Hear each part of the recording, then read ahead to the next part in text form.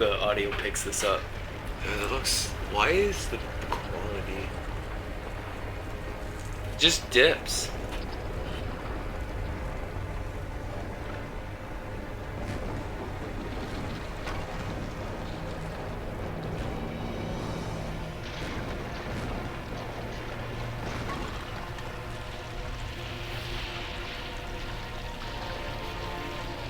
Why don't you tell everyone about your JoJo dream? If I can even remember it. Okay, so I had a dream where it was. The premise was Jonathan Joestar and Dio Brando in their adult forms from part 1, JoJo's Bizarre Adventure, were in a high school comedy. Like, it was basically if a slice of life anime was JoJo. And I don't remember exactly what the powers they had were. Jonathan basically kept on referring to a sixth sense that he had as the spirit or something like that. The judgment spirit or something? It was the judgment spirit. And Dio had something called the judge something. I don't remember what his was. But basically, Dio in the dream does something to Jonathan. He basically just gaslights him, or... Well, not gaslight, he makes him question the he makes him he tricks his spider sense in order to make him question his own ability.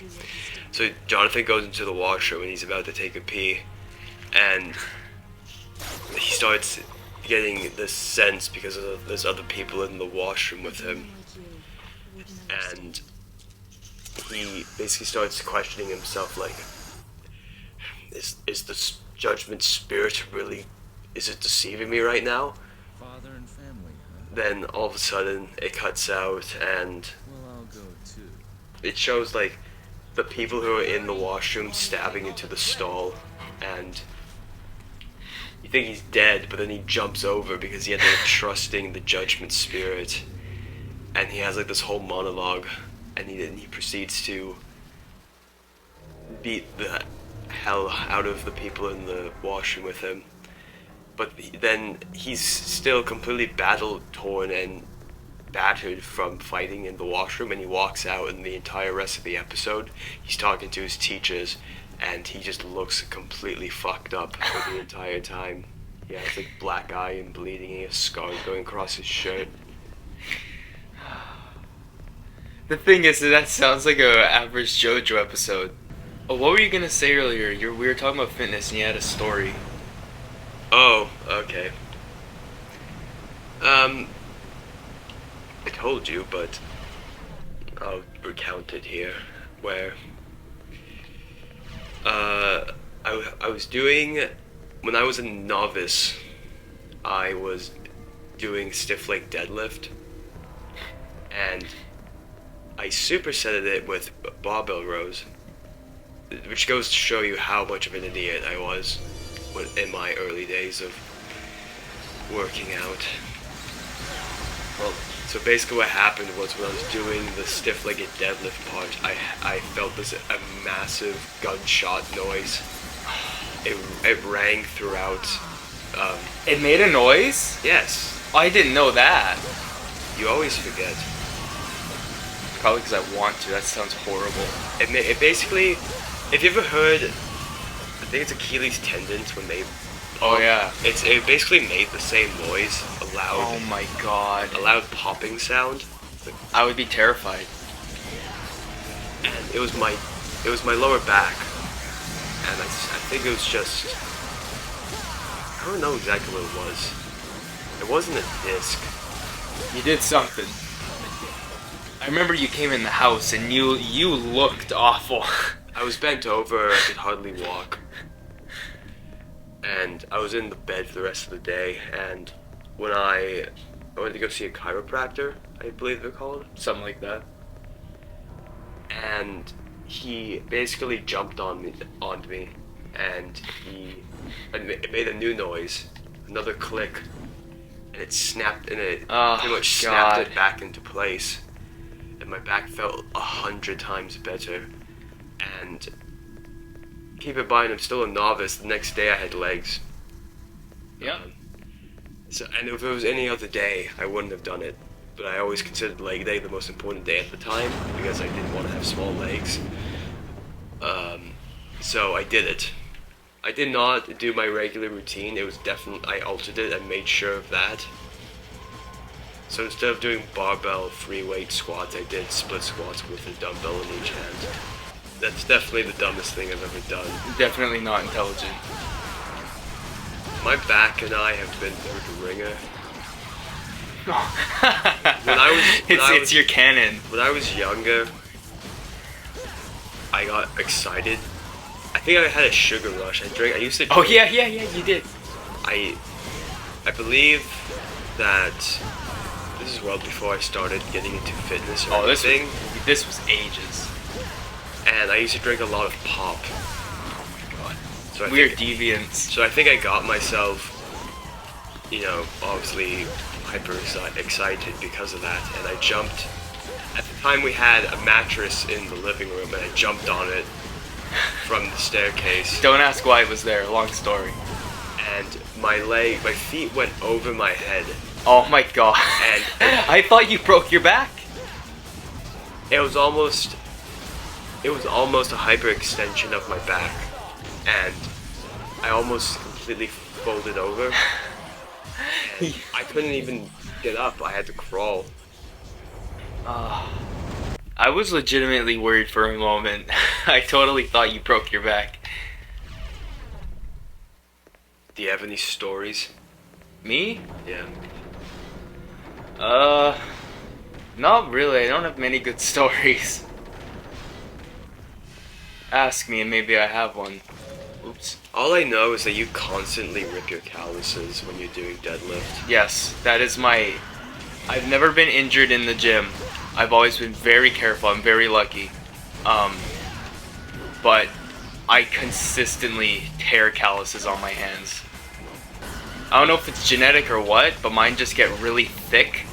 So when I grab onto something, there's so much space in between it and my fingers that it just comes off. I've never ripped a single callus ever. Alright, here's a conversation.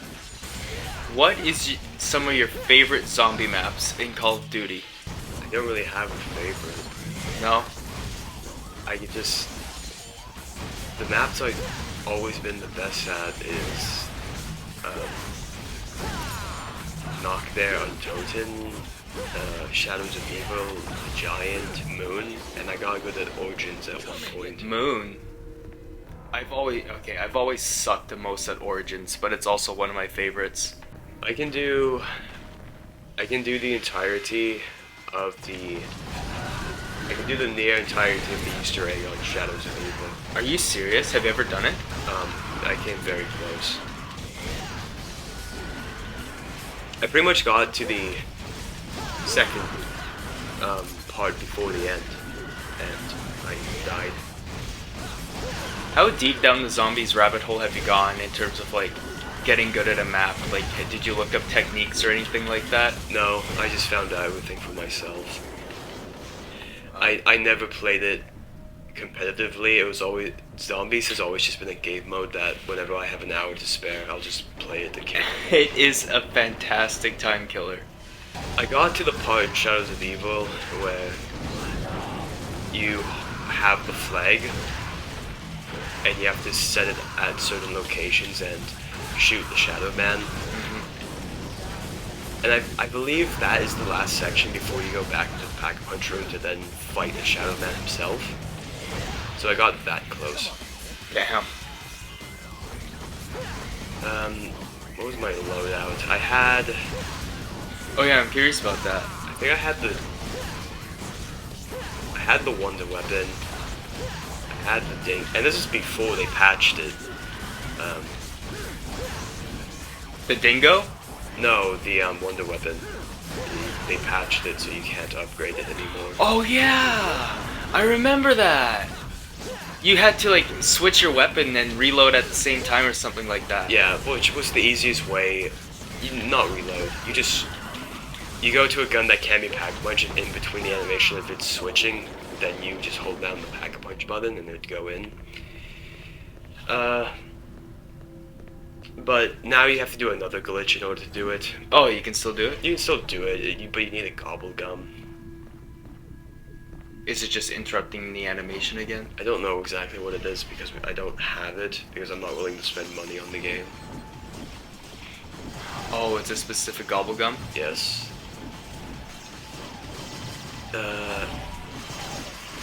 But my loadout was Mule Kick, Juggernaut, Double Tap, and it is just called Speed Cola. I had those. And I had the Zingo, the Ray Gun, and the Wonder Weapon, and that's what I nearly got to the end with. Yeah, I've never gotten that close. I played it solo, by the way, that was all me. Believe it or not, for a long time, we did not have internet in this household. So, we didn't have anyone to play multiplayer games with. So we would just get ungodly good at them. I can do everything on the Giant. Oh, the Giant's easy. Yeah, it is easy.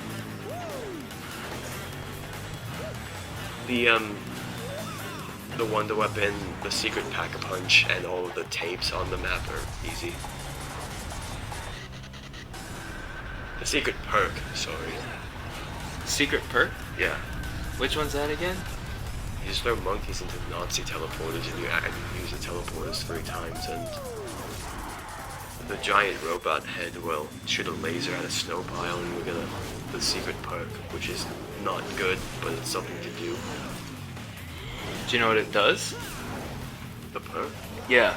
It's just a laser sight, I believe. Oh. The laser sight, or it's the one where if you reload it has electricity. It's one of those two, but it's not worth it. Huh. It's just an objective to do on the map. I love that we're completely ignoring what just happened I on don't screen. care about the cutscene. I've seen them a million times. Oh, that was a good yawn. Both my ears popped.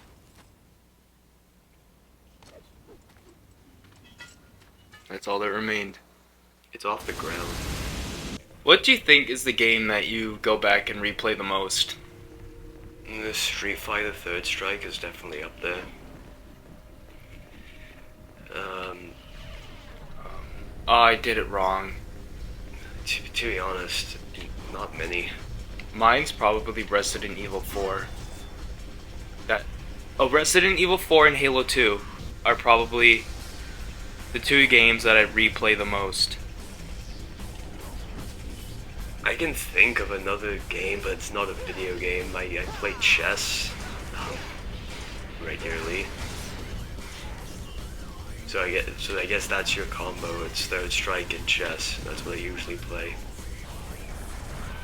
Gears of Madness. I gotta do it again. Marcus Phoenix has schizophrenia. I would actually love to see that. That sounds like one hell of a game. Fun fact, the person who voices Marcus Phoenix in Gears of War is Jake the Dog and the Joker. And Bender. Oh yeah, I forgot he was Bender. What's the consensus on John DiMaggio? I think that's his name. What's the consensus on his Joker for the Red Hood movie? People like it, I think. People are fine with it. I thought it was good. Have fun never hearing Mark Hamill voice another Joker ever again. Why? Because Kevin Conroy, Mark and considered him and Kevin Conroy a duo. And their package deal. I know that Conroy's dead. Hamill doesn't want to return. I can understand that. Like, there's so much history there. And it probably just wouldn't feel the same without him. Mark Hamill did method acting when he was coming up with his voice for the Joker. Because the Joker didn't, obviously sound like Mark Hamill. He had a very just 50s voice. Mm-hmm. For a long time in the animated series, we visioned a lot of characters. That's on Netflix, by the way. Well, I own the entire series, so it doesn't affect me. But Mark Hamill, when he was doing his method acting for the Joker, he would laugh in his car in traffic. So I can only imagine just other people driving, turning over just to see this man laughing. Like, There was someone in their car when Hamill did that, and they don't even know it. yeah, it was actually a little boy, and then when Mark noticed the boy was looking at him, he proceeded to turn to him full on and scream at him. You know that second. You know how he laughs and he gets that second wind, and it's even like it sounds like a cackle at that point. You know what I mean? That's what he did to the kid. Remember Batman had a crossover Scooby Doo? I watched that. I grew up with that type of thing. I think I still have that. I grew up with a lot of DC paraphernalia. We did, man. Well, no, you grew up more with Marvel. I was definitely more so a Marvel kid, but we owned a lot of that DC paraphernalia. Like, Yeah, but Batman- I was obsessed with it. I literally could not get enough of it. You loved Spider-Man and everything. Yeah, when I say Marvel, it's definitely more so just Spider-Man. Like most people out there. Don't get me wrong, I was never a big fan of Spider-Man. Don't get me wrong, I still love like the Fantastic Four and the X-Men. I love them.